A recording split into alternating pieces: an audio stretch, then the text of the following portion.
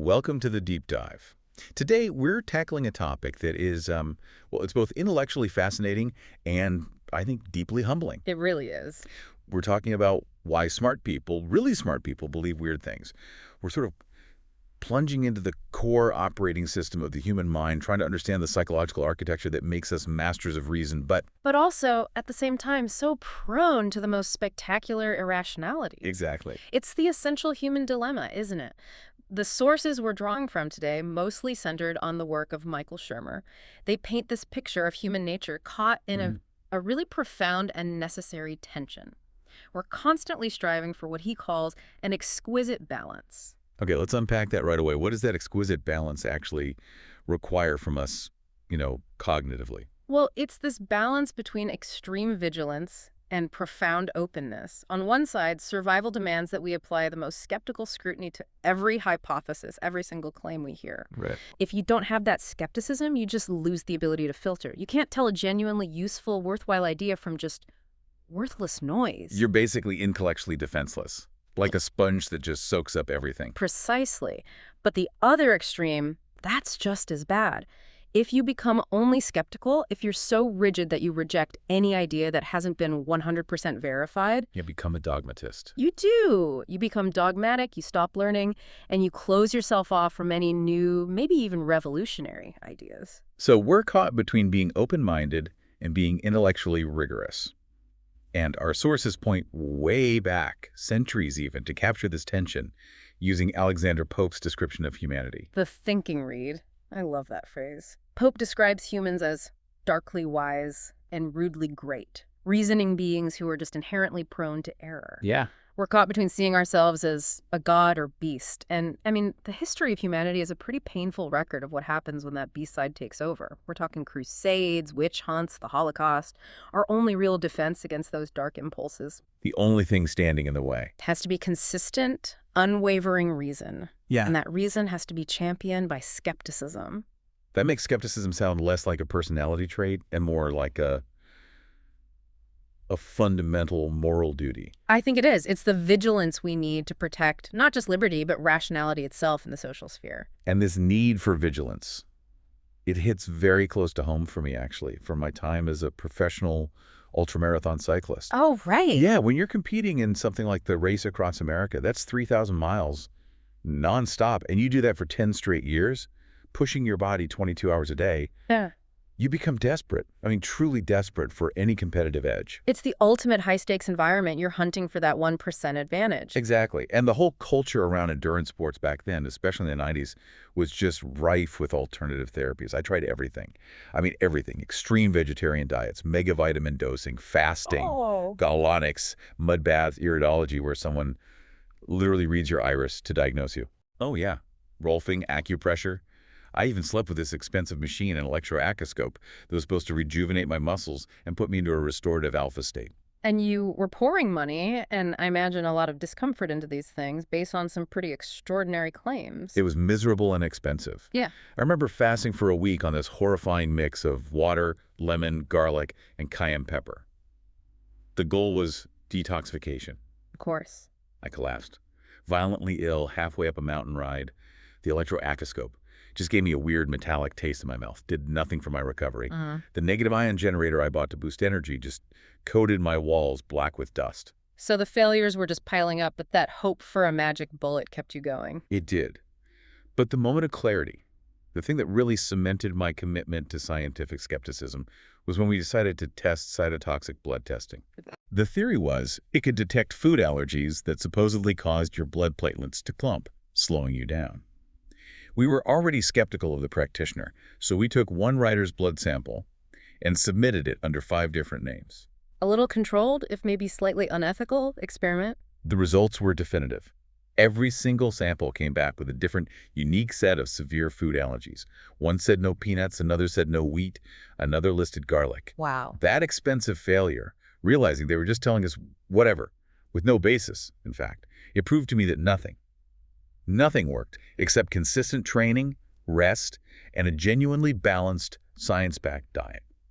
Extraordinary claims demand extraordinary evidence, and they all failed the most basic test. And that experience perfectly frames the mission for this deep dive. We're going to explore why we're all so susceptible to those expensive, emotionally appealing, but non-scientific claims. We'll be using Schirmer's framework to understand the underlying architecture, the cognitive machinery that makes us pattern seekers, and how that system can fail so dramatically. So let's start at that foundational level, evolutionary psychology. Schirmer's argument is that irrational belief isn't because our brains are broken, right? It's that irrationality is a necessary byproduct of a really successful survival mechanism. That's the key distinction. We shouldn't think of the brain as one single system. It's more like a collection of specialized computational devices, all highly adapted to solve the problems our hunter-gatherer ancestors faced over and over again. And we all share this basic hardware. We share this universal, evolved architecture underneath all the layers of culture. So what was the single most crucial challenge that shaped this architecture? Pattern recognition and causal thinking. Survival hinged on recognizing patterns. If you saw the pattern that rustling in the tall grass often meant a predator, you survived. If you noticed the pattern that certain berries made you sick, you avoided them. The ones who were good at finding causality and patterns were the ones who passed on their genes. We are literally the hyper-pattern-seeking children of hyper-pattern-seeking survivors. Exactly. And this is what drives the whole concept of the domain general belief engine. This engine evolved to form beliefs rapidly based on whatever input and experience it gets. The problem is that this engine is Janus-faced. Meaning it has two faces. Right. Two outcomes. Under the right conditions, with enough data and some skeptical input, it leads to scientific, critical thinking. But when data is sparse or emotions are running high, it leads directly to magical thinking. So magical thinking, superstition, seeing ghosts, believing in fate, that isn't a cognitive bug. It's more like a feature of a system running a little too hot. It's a necessary byproduct, or what evolutionary biologists sometimes call a spandrel. The ability to detect patterns that aren't there is the price we pay for the ability to detect the real life-saving ones. We have superstitions because our brains are fundamentally wired to look for a cause, even when there's only random chance. And this wiring drives us straight into the world of cognitive errors, especially the two types that Schirmer says are central to all of this. These errors determine which of our ancestors made it. They absolutely did. We are left with this cognitive legacy that's heavily biased because in the ancestral environment, the cost of one type of error was, well, it was basically zero compared to the cost of the other. Okay, so let's define the less costly error first. The cheap mistake. That is the type 1 error, a false positive. This is just believing a falsehood. Imagine a primitive human who hears a sound in the trees and thinks it's a predator when it's really just the wind. Okay. They run away. They waste maybe 15 seconds of effort. They feel a little foolish. Or maybe they believe that doing a specific dance will bring rain. The cost is low. Yeah. A wasted ritual, a minor inconvenience. Maybe it even reduces some anxiety. Correct. Believing a falsehood, seeing a connection that isn't really there, is often the less expensive mistake in evolutionary terms. And what about the type 2 error? The really expensive one. The type 2 error is the false negative. This is rejecting a truth. It means you ignore a genuine pattern. So the same person hears that rustle in the grass, dismisses it as just the wind, but this time it is a predator. Game over. Historically, that error led to immediate death. So the brain that survived and reproduced was the one that was biased toward making type 1 errors. Better safe than sorry. Better to see a false signal than miss a true one. Absolutely. We have a type 1 error machine sitting on our shoulders, constantly overinterpreting the world. And this bias is incredibly persistent because even today, missing a genuine threat, a type 2 error, can be far more catastrophic than believing some benign falsehood. But this classification really changes how we should look at modern weird beliefs. It does. When you look at people who dedicate their lives to believing in UFOs or ghosts or ESP, they're overwhelmingly committing a type 1 error. They're seeing patterns in random noise. They're believing a connection that just isn't supported by evidence. They're following that deep-seated evolutionary command to find a cause for everything. And type 2 errors, that's about rejecting established reality. Yes. Our sources specifically use creationists and Holocaust deniers as the main examples of the type 2 error. They are rejecting truth's evolution, the scale and method of the Holocaust that are supported by just overwhelming, convergent, empirical evidence. And that's a crucial distinction. When people commit a type 2 error, it's not because they're just ignorant, is it? No, not at all. Schirmer emphasizes they are often highly intelligent and very well informed, but they are misinformed.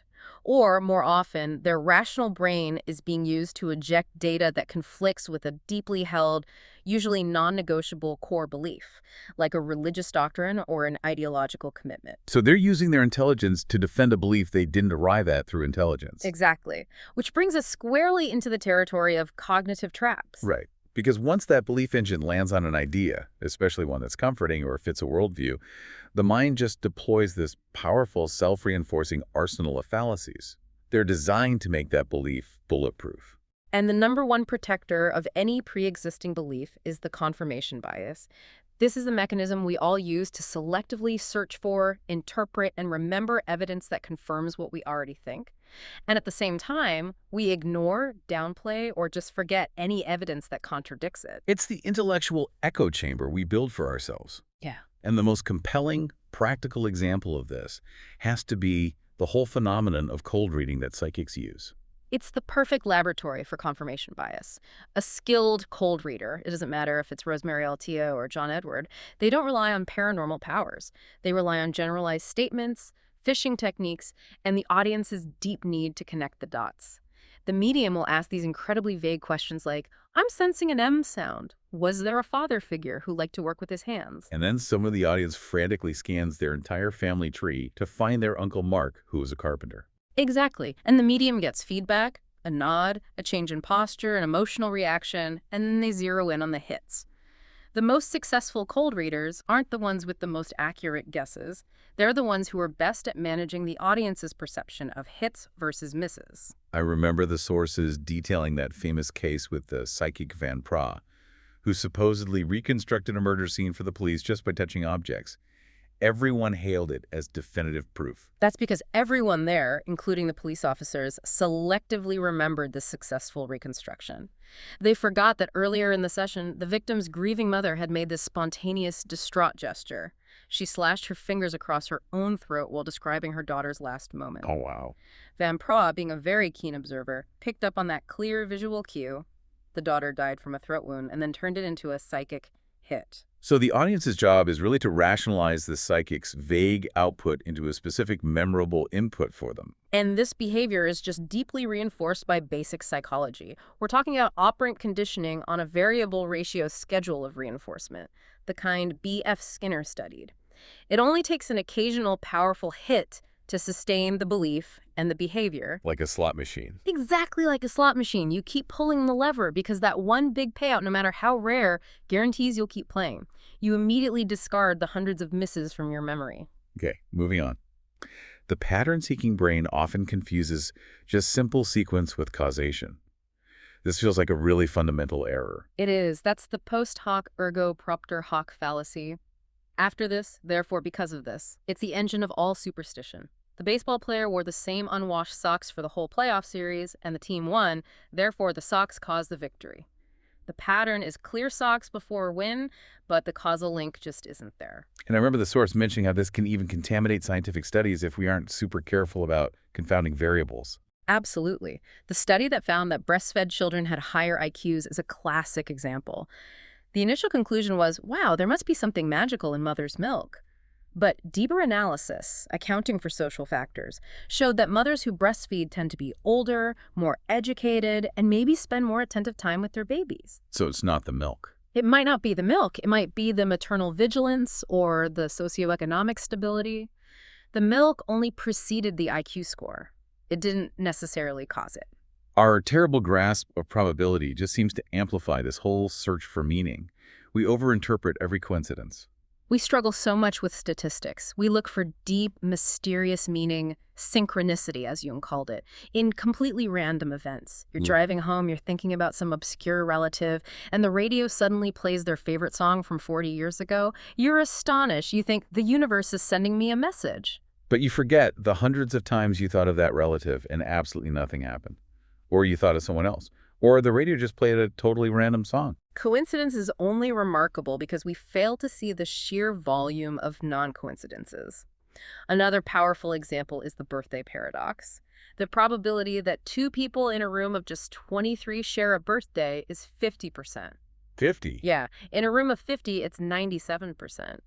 When this happens, people are just floored. They attribute it to fate, because they fundamentally underestimate how probable common events are in large groups. It's the noise, the background clutter of all the non-events that really determines how we perceive the signal.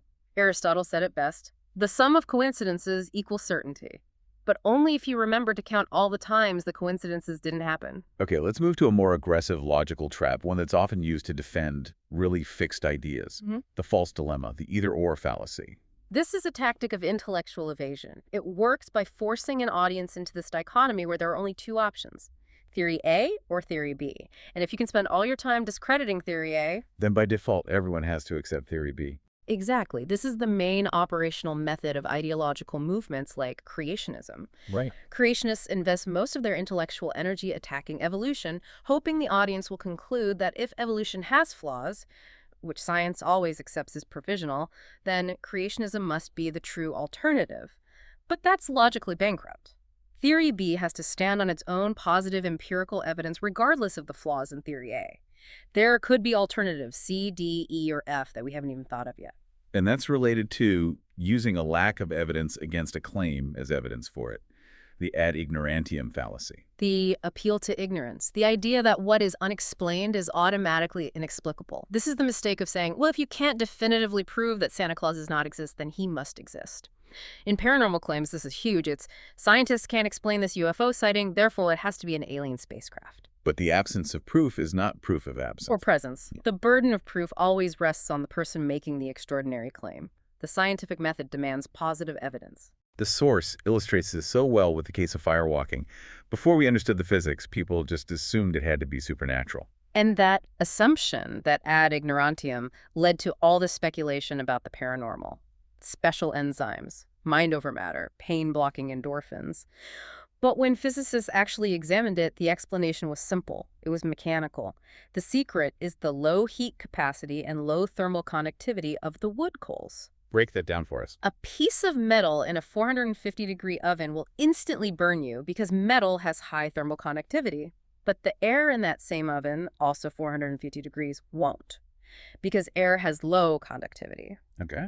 Wood coals, even though they're red hot, are mostly carbonized wood and ash. They're light and fluffy. They have very low heat capacity and conductivity, and they don't make great contact with your foot. If you walk quickly, the small amount of heat that's transferred just doesn't have enough time or energy to cause a burn. The explanation is mundane. The mystery just vanishes once the physical mechanism is understood.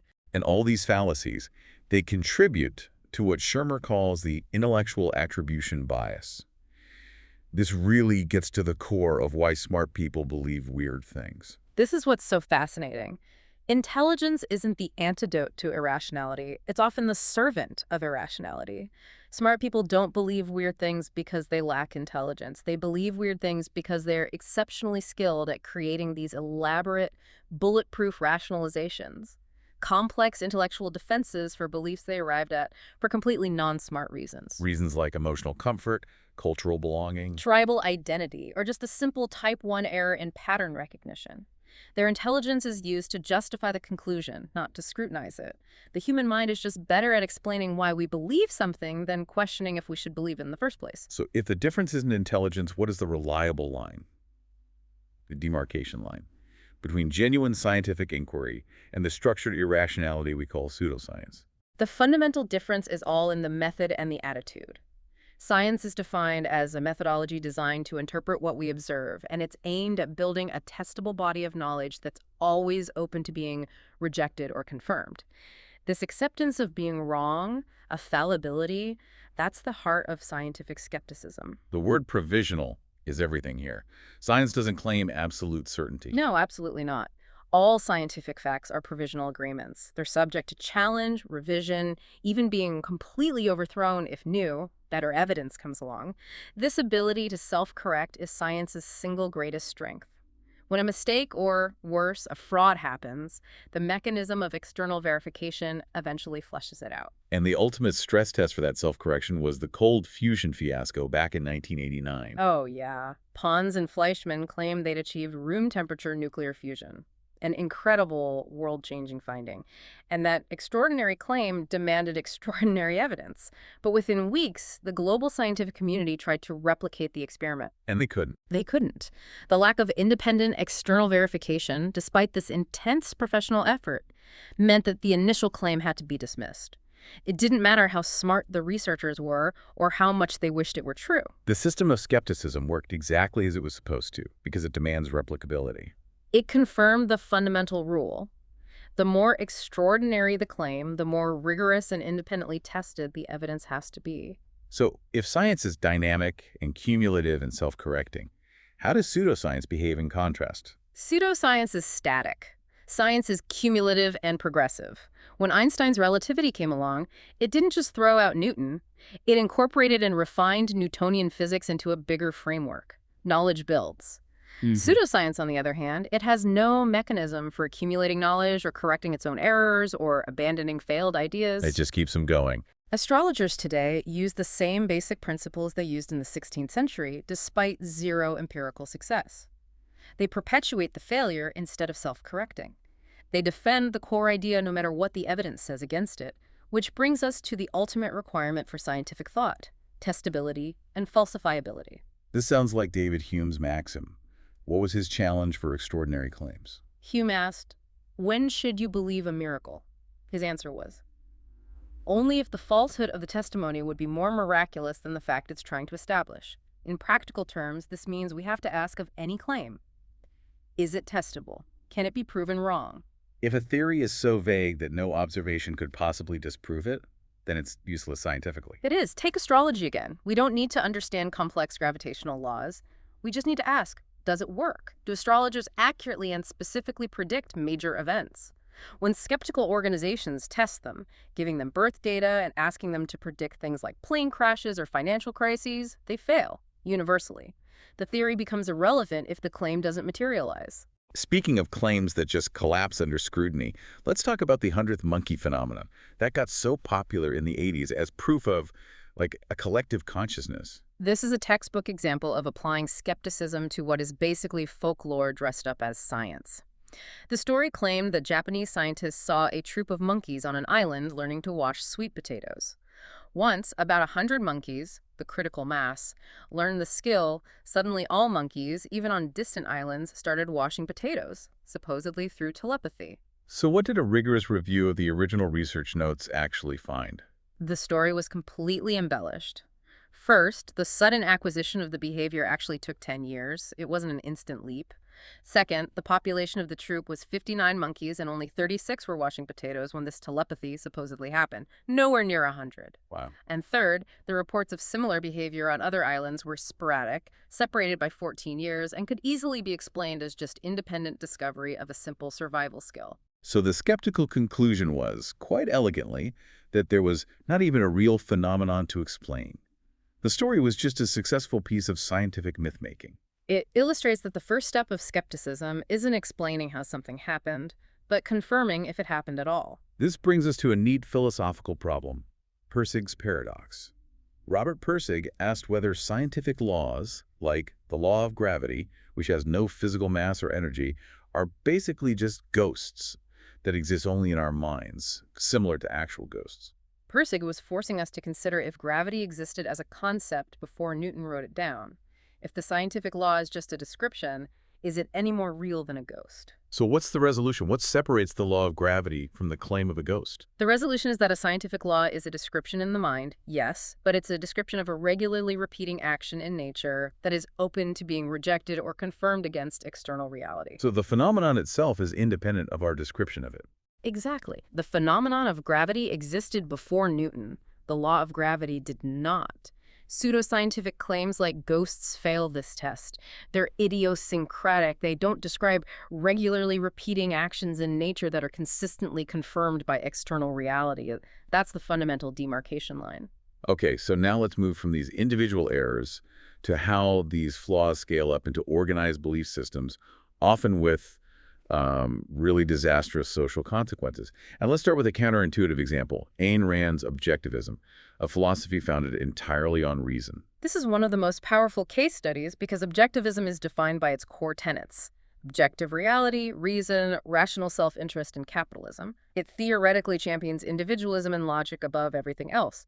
Yet Schirmer shows how it quickly met the sociological criteria for a cult. How does a philosophy that's built on rationality just self-destruct into a cult? The failure happened when the absolute veneration of the leader Ayn Rand became more important than the principles of the philosophy itself. First, it demanded unquestioning loyalty and intellectual conformity. Second, it was based on this belief in absolute moral truth, and that truth was dictated solely by Rand. The principles of individualism and skepticism were just canceled out by the social structure. So the moment Rand became the absolute judge of what reason was, Mm. the system stopped being reasonable. Precisely. The famous fallout with her intellectual heir, Nathaniel Branden, perfectly illustrates this collapse. When Rand discovered his affair, she just denounced him with this furious absolutism, screaming that she would destroy him as I created him. The reaction was entirely emotional, not rational at all. And the followers rationalized this emotional tyranny using their highly trained intellects. They did. Our sources cite this horrifying example. A half-demented follower actually published an article analyzing whether it would be morally legitimate to assassinate Brandon. And he concluded, based on objectivist principles of self-defense against intellectual harm, that it would be morally justified. A philosophy meant to celebrate intellectual liberty instead produced moral absolutism and total intolerance of any dissent. Okay, moving to a more widespread, type 2 error-rejecting established truth. Let's revisit creationism, an ideological commitment against overwhelming empirical evidence. The core issue here is the starting position. The creationist argument isn't that the evidence suggests a young Earth, but that the Bible is inerrant, and therefore no geological difficulties, real or imagined, can be allowed to take precedence over the clear statements and necessary inferences of Scripture. The conclusion is fixed from the start. It's fixed, and then evidence is just cherry-picked or rationalized to defend it. And the attempt to get this doctrine into public science classes required 3 different legal strategies over the decades. The first, which we saw with the 1925 Scopes trial, was just the outright prohibition of teaching evolution. That largely failed legally, but it did effectively scare textbook publishers for generations. When that was ruled unconstitutional, the strategy shifted in the 70s and 80s to demanding equal time for creation science, arguing it was an alternative scientific theory. Which was defeated in the Supreme Court case Edwards v. Aguillard. Yes. The court rightly determined that creation science was religious dogma, not testable, falsifiable science. So the final strategy, which emerged in the 2000s, was intelligent design, ID. It avoids mentioning God or the Bible, but argues that life is too complex, reducibly complex, to have arisen naturally, which implies a designer. And that, too, was defeated in the Kitzmiller trial, where the court used the standard of falsifiability to determine that ID was not science. It was just theology in a lab coat. And the creationist attack is fundamentally pseudoscientific because it doesn't just attack biology. It has to attack the core evidence of all modern sciences: geology, physics, astronomy. If the Earth is only 6,300 years old, then physics has to be wrong about radioactive decay, astronomy has to be wrong about the speed of light, and geology has to be wrong about stratification. Let's talk about that specific failure in their math, like the population growth argument. Right. Creationists often argue that, based on current global population growth rates, if you extrapolate backward, it proves the Earth must be young.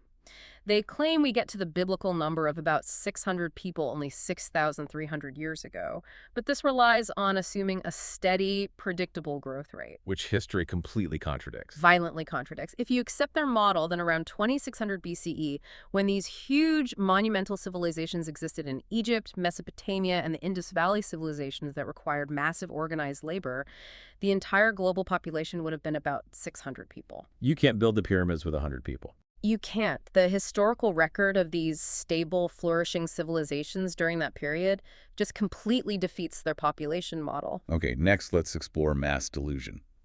Moving from ideological commitment to social panic, using the historical witch crazes as a framework. Witch crazes, whether they were medieval or modern, are classic examples of social follies. They're driven by feedback loops where a closed social system cycles information, and the outputs, new accusations, new stories, feed back into the inputs, accelerating the hysteria until it reaches this critical, destructive mass. What are the consistent parts of these loops?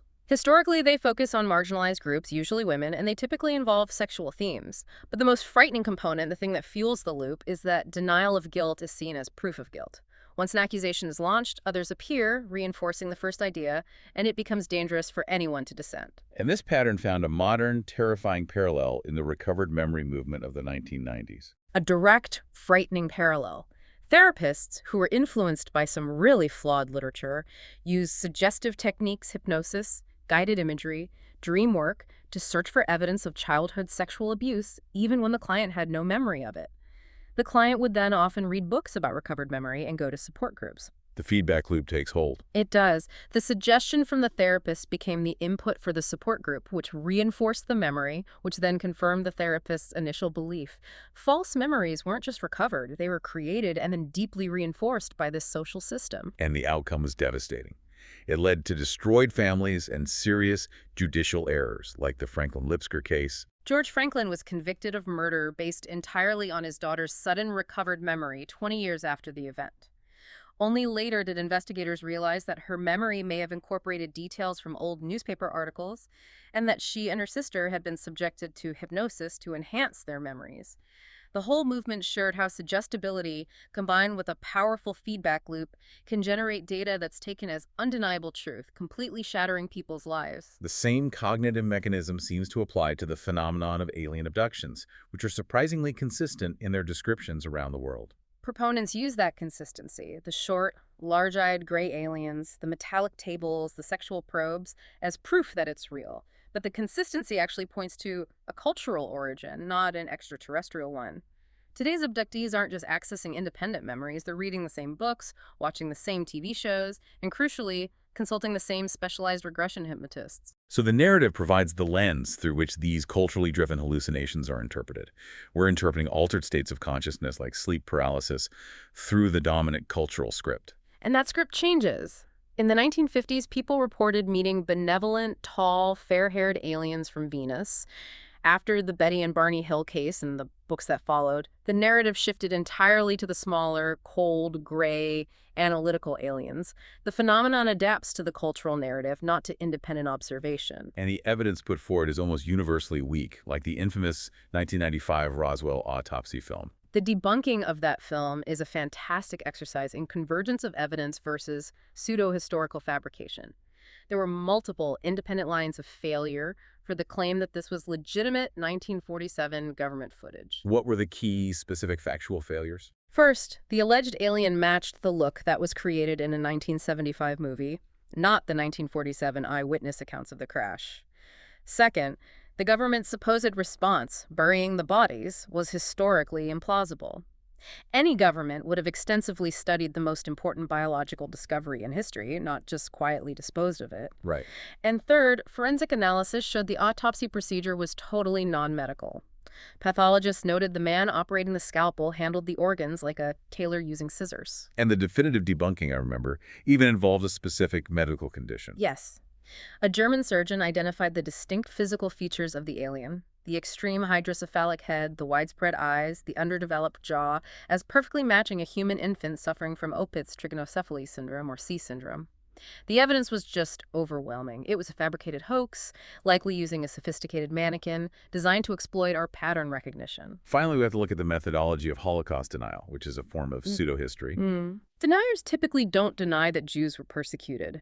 Their denial focuses specifically on the intentionality of the genocide, the use of industrial gas chambers, and the number of victims, which was 5 to 6 million. And their methodology mirrors pseudoscientists in how they focus on minor errors. Exactly.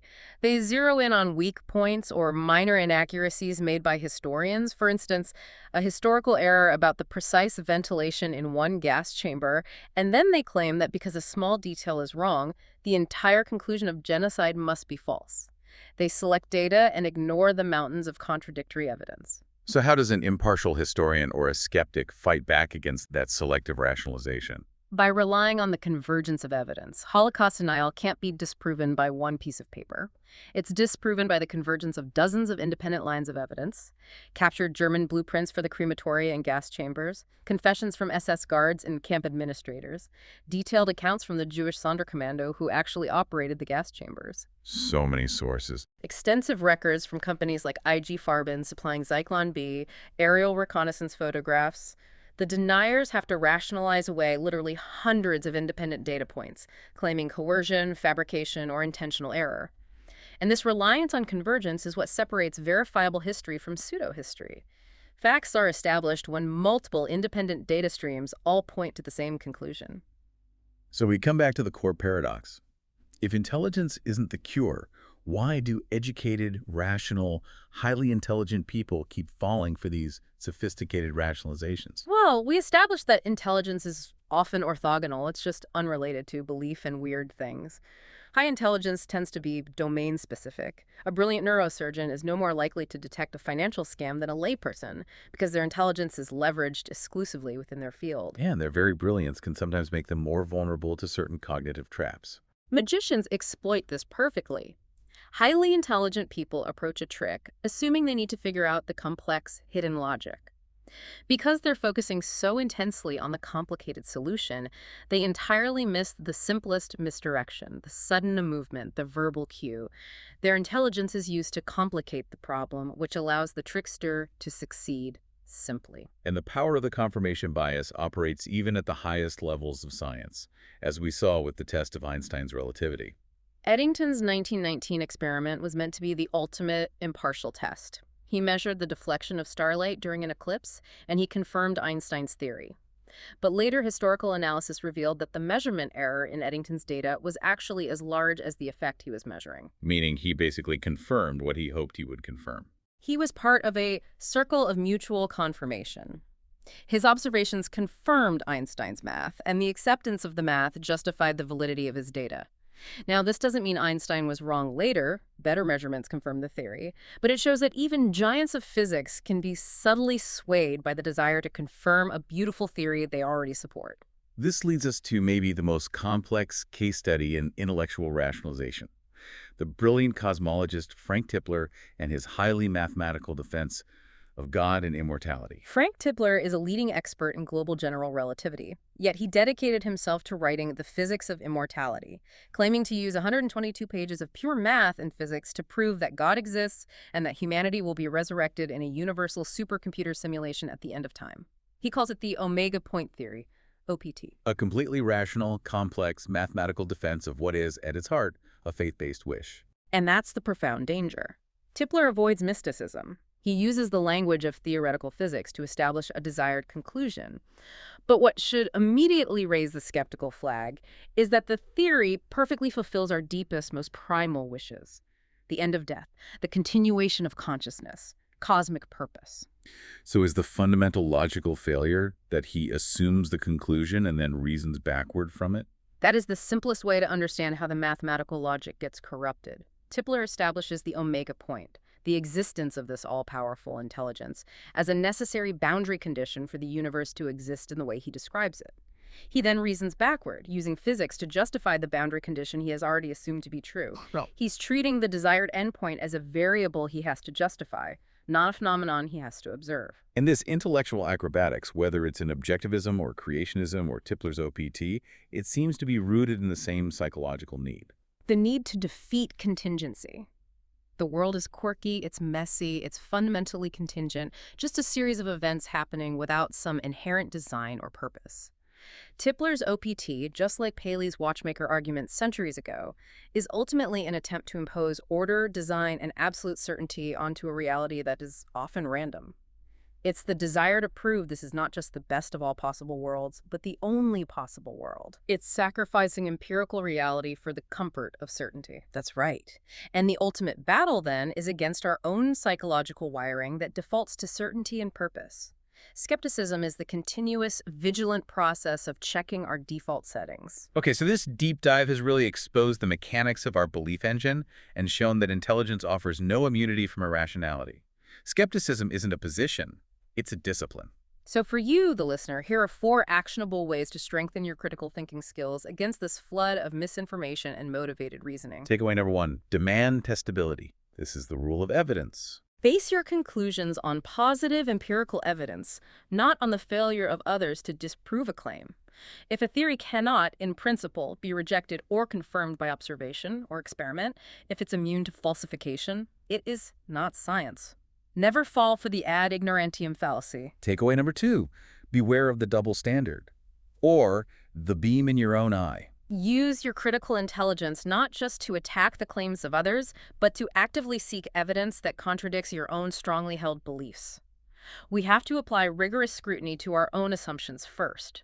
You need to use your intelligence to critique, not just defend, your conclusions. Takeaway 3, understand convergence. There is no single proof. Extraordinary claims require extraordinary evidence. Facts, whether they're historical or scientific, are established not by single isolated testimonies or blurry photographs, but by the convergence of multiple, independent, and verifiable lines of evidence that all point to the same conclusion. And finally, takeaway number 4, embrace provisional truth. Recognize that scientific facts are temporary agreements, a temporary map of reality that's always subject to revision. The goal is not to reach some final, unchangeable destination of absolute certainty, which is often the appeal of pseudoscience. The goal is to continuously refine your understanding. The intellectual journey, the process of rigorous inquiry, it matters more than the destination of absolute certainty. It's a fantastic summary. By maintaining this constant tension, that exquisite balance between openness to new ideas and skeptical scrutiny, you protect your reason from the evolutionary default toward pattern, purpose, and comforting certainty. A crucial and enduring lesson. Thank you for guiding us through this really challenging deep dive into the belief engine. My pleasure. We'll see you next time on the Deep Dive.